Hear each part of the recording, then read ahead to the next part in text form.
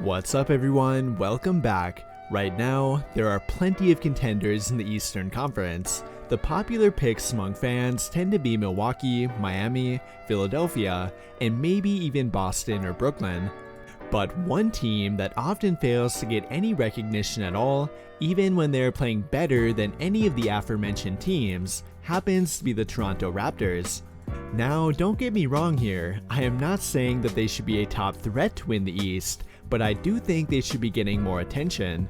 No, they may not have a top tier star player, which is likely a big reason for them not getting the attention they deserve, but they do have a very well-rounded team. Along with that, the Toronto Raptors are a franchise who have actually won a championship within the past 3 years, and while they may not have many remaining players left from that championship team, the championship culture is still very much alive in Toronto. And when you put all of that together, I think they make for a team that no one should want to match up with come playoff time. But there is so much more behind that than only their championship culture, or with them being a well-rounded team, and let me explain why. To begin, I think a lot of people began to count the Raptors out following the injury to OG Anunoby, and while it did take them a few games to adjust to playing without him, they have really picked it up lately. I am recording this video prior to their Friday night game against the Lakers, but coming into that game, they have been riding a 5-game win streak. And while that may not initially sound all that impressive, when you take a deeper dive into it, it really has been a noteworthy 5 games for the Raptors. Not only did all 5 of those games come on the road, which that alone is very impressive, but they were able to beat some good teams along the way. During that 5-game road stretch, they were able to beat San Antonio, both the LA Lakers and LA Clippers, the Denver Nuggets, and Phoenix Suns. Now, I do realize that beating San Antonio may not have been that noteworthy, but every other team they beat is currently in the playoff or play-in picture, and again, they beat all of them on their own home courts. I honestly feel like a lot of teams do not come fully prepared to play the Raptors. I mean, I think they know that they are not a bad team, but it sort of feels like a lot of players and teams do not view them like they should. Now, I am not sure if that is really true or not, but the Raptors have taken full advantage of it if it does indeed happen to be true. They have been able to catch multiple teams off guard and have really run away with a number of games. But what exactly has allowed them to do that, and how does that translate to them being a playoff threat? Well, for one, they are a very well-coached team. Nick Nurse already has proven to be a top-tier coach, and one that can effectively game plan during the playoffs.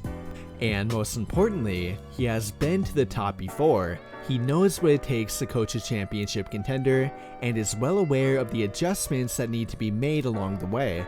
Again, they may not have the championship caliber team that they once did, but they do have an underrated group of players, and one that is certainly capable of making some noise.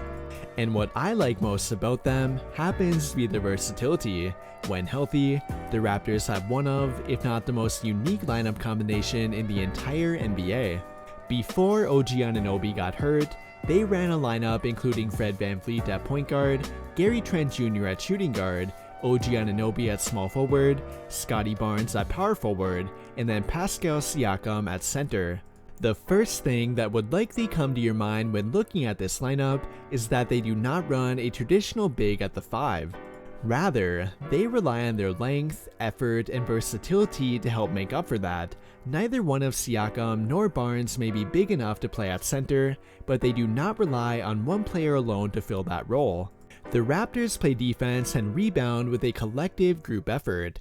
They have 7 different players on their team averaging at least 4.5 rebounds per game, and 4 of them are from their go-to starting lineup. The only guy in their aforementioned starting lineup who does not average 4.5 rebounds per game happens to be Gary Trent Jr. But between VanVleet, Anunoby, Barnes, and Siakam, they have taken a group effort approach to rebounding, and that has led to them being a top 11 rebounding team, and actually a top 2 rebounding team during the past 10 games. Which, in my opinion, is a very good indicator of the effort that they play with. No, they may not have the size that other teams do, but they are able to overcome that with their effort and being a very well coached team. That has not been limited to their rebounding ability either, as they have been able to overcome their height disadvantage on defense too.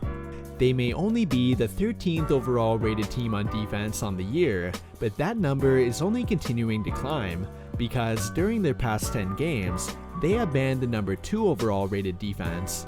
Part of that has been with Precious Achiuwa, Khem Birch, Thaddeus Young, and Chris Boucher settling into their roles, but it's really been more about their collective group effort. They do not really have any real weak link on defense. Even with a height disadvantage, they have not been exposed on defense.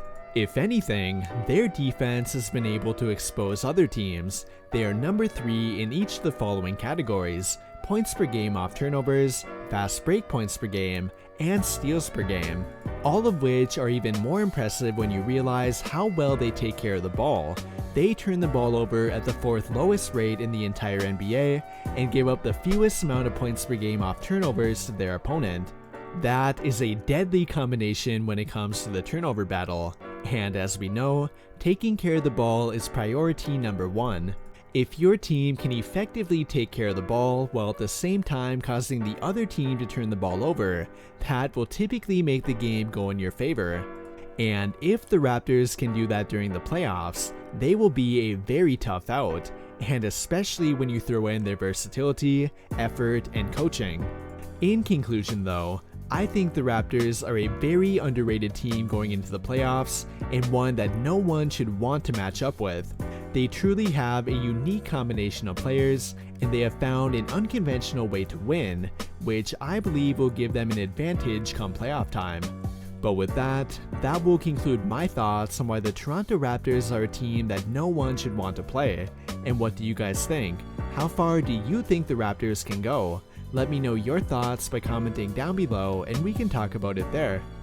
But before you go, I would like to invite you to join the official Discord for the channel. If you like having NBA debates and discussion with others in real time, being updated on NBA news, or even being able to chat with me, then you really should think about joining. That will do it for this video though. Big thank you to everyone who took the time to watch until the end of the video. I really hope you enjoyed it, and if you did, be sure to drop a like on the video, subscribe to the channel if you have not already, and turn on notifications to get notified right away when I drop a new video. But as always, thank you for watching and have a great day.